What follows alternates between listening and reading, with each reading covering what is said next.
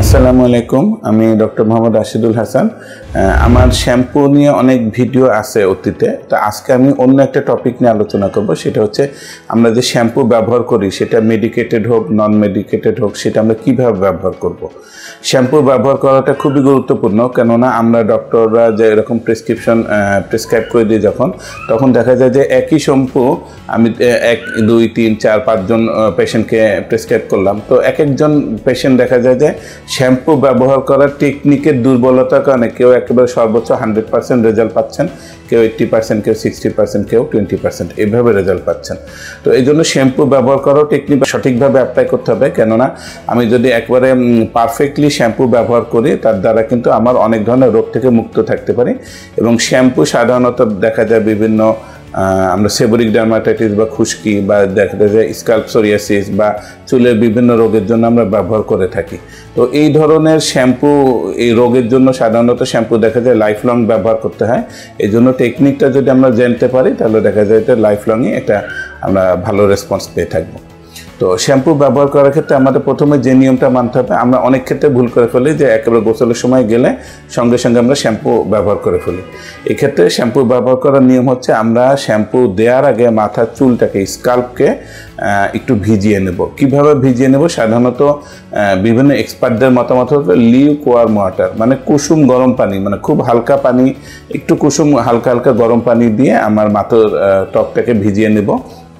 এবং ত্বকটা ভিজিয়ে নেওয়ার ক্ষেত্রে এটা পুরো স্কাল্পটা ভালো করে ভিজিয়ে নেব এবং সাধারণত বলা হয়েছে বিভিন্ন আঙ্গুলের ডগা দিয়ে সাধারণত 1 মিনিট একটু ম্যাসেজ করব। ম্যাসেজ করার ফলে এখানে কাজটা কী হবে, এখানে আমাদের হেয়ারের যে কিউটিকল আছে বা বাইরের অংশ, এগুলা এটা একটু মানে রিইনফরমেশন হবে এবং দেখা যাবে যে মাথার ত্বকটাতেও একটু কুসুম গরম পানি থাকলে এখানকার এরিয়াটা একটু নারিশমেন্ট হবে, যার ফলে পরবর্তীতে আমরা যেসব মেডিসিন বা কেমিক্যাল ব্যবহার করবো শ্যাম্পুর মধ্যে আছে সেটা আমার হেয়ারের কিউটিকলের মধ্যে ভালোভাবে প্রবেশ করবে এবং স্কাল্পের মধ্যে ভালোভাবে পেনিট্রেট করবে, যার ফলে দেখা যাবে যে আমার এই শ্যাম্পুটা ভালোভাবে অ্যাক্টিভলি কাজ করবে। তো আমরা এটা 1 মিনিট একটু দিয়ে রাখলাম। দিয়ে রাখার পরে এরপরে আমরা করব কি, শ্যাম্পুটা এরকম আমার হাতের তালুতে নিব, যেটাকে আমরা বলি যে হলো পামের উপরে শ্যাম্পুটা নিব। শ্যাম্পু নেওয়ার ক্ষেত্রে খুবই গুরুত্বপূর্ণ একটা জিনিস, সেটা হলো মেনটেন করতে হবে যে শ্যাম্পুর পরিমাণটা অ্যাডজাস্ট করে নিতে হবে। খুব বেশি পরিমাণে নেওয়া যাবে না। শ্যাম্পু আমরা যদি বেশি নেই তাহলে দেখা যাবে যে আমাদের স্কাল্পটা অনেক বেশি ড্রাই হয়ে যাবে এবং এটা আসলে প্রয়োজনীয় না, অপচয় হবে। এবং শ্যাম্পু যদি আবার কম নেই দেখা যাবে যে পুরো স্কাল্প এরিয়াটা কাভার হচ্ছে না এবং আমার মাথার স্কাল্প এবং হেয়ারটা পরিপূর্ণভাবে পরিষ্কার হচ্ছে না, যার ফলে শ্যাম্পুর যে পারপাস সেটাও কিন্তু সার্ভ হচ্ছে না। এই জন্য শ্যাম্পুটা পরিমাণ মতো নিতে হবে এবং পরিমাণটা কিন্তু ইন্ডিভিজুয়াল টু ইন্ডিভিজুয়াল ভ্যারি করে। কারো মাথায় চুলের ঘনত্ব বেশি, তারপর জন্য শ্যাম্পু বেশি লাগবে। কারো মাথায় চুলের ঘনত্ব কম, পাতলা লাগবে। মেয়েদের ক্ষেত্রে চুলে শ্যাম্পুর পরিমাণ বেশি লাগবে, ছেলেদের ক্ষেত্রে একটু কম লাগবে। তো এরকম বিভিন্ন করে এটা চোখের অনুমানের উপর ভিত্তি করতে হবে। আচ্ছা, 2 নম্বর, আমার শ্যাম্পুটা পরিমাণটা ঠিক মতো হচ্ছে কিনা এটা আমি কীভাবে বুঝবো? যখন আমি শ্যাম্পু করার পরে চুল শুকিয়ে নেওয়ার পর দেখা যায় 2 ঘন্টা, 4 ঘন্টা, 6 ঘন্টা পরে আমি আমার চুলটাকে যদি আমার মিররের সামনে, আয়নার সামনে ধরি, তো চুলটাকে এবং ইন্ডিভিজুয়াল চুল আমি যখন মানে পালপেট করব বা এটা ধরে দেখব, তখন আমার কী হবে, ইন্ডিভিজুয়াল চুলটা যদি হেয়ারটা যদি অয়েলি থাকে তখন বুঝতে হবে যে আমার শ্যাম্পুটা প্রপার করা হয়নি। আর যদি আমরা শ্যাম্পুটা মনে করি যে হেয়ারটা অনেক বেশি ড্রাই হয়ে গিয়েছে তাহলে মনে করবো শ্যাম্পুটা অতিরিক্ত করা হয়ে গেছে। তো যখন এক্ষেত্রে আমার অতীতের বিভিন্ন ভিডিওতে বলা হয়েছে যে শ্যাম্পু আমি কতদিন করব সপ্তাহে, তো কোনো এক্সপার্টদের মতামত আমি জানিয়েছি, যেমন যদি সপ্তাহে 7 দিনই কেউ করতে বলেন, কেউ বলেন সপ্তাহে 2 দিন করতে, কেউ 3 দিন করতে। এখানে বেস্ট মানে অ্যাডজাস্টমেন্ট রেজাল্ট সেটা হচ্ছে যে আপনি যখন আমি বললাম যে যদি অয়েলি থাকে হেয়ারটা, তাহলে আপনি মনে করবেন শ্যাম্পুটা প্রপার হয়নি, তাহলে আপনি নেক্সট ডেতে আবার একটা শ্যাম্পু ব্যবহার করবেন। আর যদি মনে করেন যে বেশি ড্রাই হয়ে গেছে তাহলে 1 থেকে 2 দিন বা 2 থেকে 3 দিন আপনি গ্যাপ দিতে পারেন, তারপর আবার শ্যাম্পুটা অ্যাপ্লাই করতে পারেন।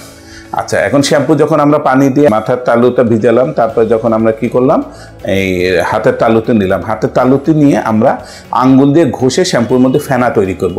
বেশিরভাগ শ্যাম্পুই কিন্তু ফেনা ভালো পরিমাণে তৈরি হয়, তবে কিছু মেডিকেটেড শ্যাম্পুতে ফেনা কম তৈরি হয়। ফেনা যদি কমও তৈরি হয় আপনি কিন্তু আপনার যথেষ্ট পরিমাণে ম্যাসেজ করবেন হাতের তালুতে, মানে হাতের তালুতে শ্যাম্পু নিয়ে এখানে আঙ্গুল দিয়ে এরকম করে ম্যাসেজ করবেন। সাধারণত বিভিন্ন এক্সপার্টরা বলেন যে সার্কুলার ওয়েতে ম্যাসেজ করতে। ম্যাসেজ করার পর যখন ফেনা তৈরি হবে, এই ফেনাটাই কিন্তু আপনি চুলের বিভিন্ন চুলের গোড়া গোড়া ফাঁক করে প্রত্যেকটা চুলের গোড়াতে দিয়ে দিবেন এবং চুলের গোড়াতে দিয়ে দেওয়ার পরে এখানে কিন্তু একটু রিন্স করবেন, মানে হালকা ম্যাসেজ করবেন, করে আপনি প্রত্যেকটা জায়গায় রেখে দিবেন।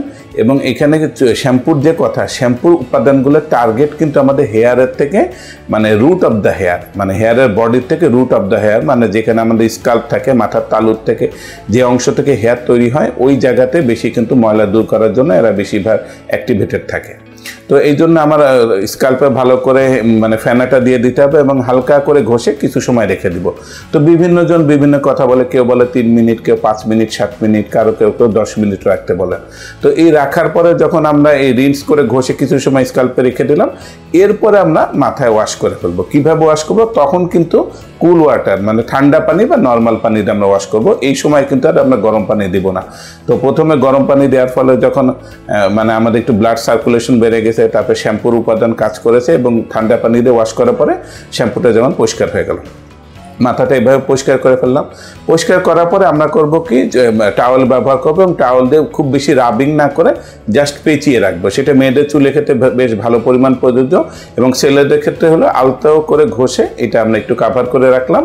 এবং এরপরে আমরা একটু সময় পরে যখন একটু শুকিয়ে যাবে তারপর আমরা ফ্যানের নিচে বা কোনোভাবে আমরা এটা চুলটাকে শুকিয়ে নেব। এইভাবে শ্যাম্পু করলে এবং চুলের মানে মুছে ফেললে এবং মানে সেটা বলেন টাওয়েল বলেন বা মানে ফ্যানের মাধ্যমে শুকিয়ে বলেন, তাহলে কিন্তু আমরা এইভাবে শ্যাম্পু করলে দেখা যায় শ্যাম্পুটা আমাদের পারফেক্টলি কাজ করবে। এবং শ্যাম্পু কাজ করার ক্ষেত্রে অনেকের দেখা যায় কীরকম, যে অনেকের দেখা যায় কার্লি হেয়ার বা এরকম কোঁকড়ানো চুল।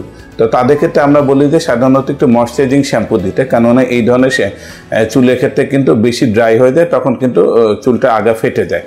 আর যাদের ক্ষেত্রে চুল দেখা যায় যে হলো অনেক বেশি পাতলা এবং চুলের মানে ইন্ডিভিজুয়াল ঘনত্বটাও থিন, তো তাদের ক্ষেত্রে আমরা বলতে যাই একটু ভলিউমাইজিং শ্যাম্পু দিতে, যাতে দেখা যায় যে কিছু কিছু শ্যাম্পুর উপাদান আছে যেটা দিলে হেয়ারের মানে ওয়েট বাড়ে না, কিন্তু হেয়ারগুলো একটু মানে একটু দেখা যায় যে অনেক ঘন চুল তার লাগছে। এই ধরনের ভলিউমাইজিং শ্যাম্পু ব্যবহার করলে তাদের চুলটা এরকম ফাঁকাটা বোঝা যায় না। এইভাবে আমরা বিভিন্ন মানে এক্সপার্টরা বিভিন্নভাবে দেখে বিভিন্ন পেশেন্টের শ্যাম্পু নির্ধারণ করি এবং শ্যাম্পু যেভাবে করবেন সেটা তো বলাই হলো। এভাবে ব্যবহার করবেন, তাহলে আপনি রোগটাকে আপনি এই শ্যাম্পু দ্বারাই পর্যাপ্ত পরিমাণে ট্রিটমেন্ট করতে পারবেন। ধন্যবাদ।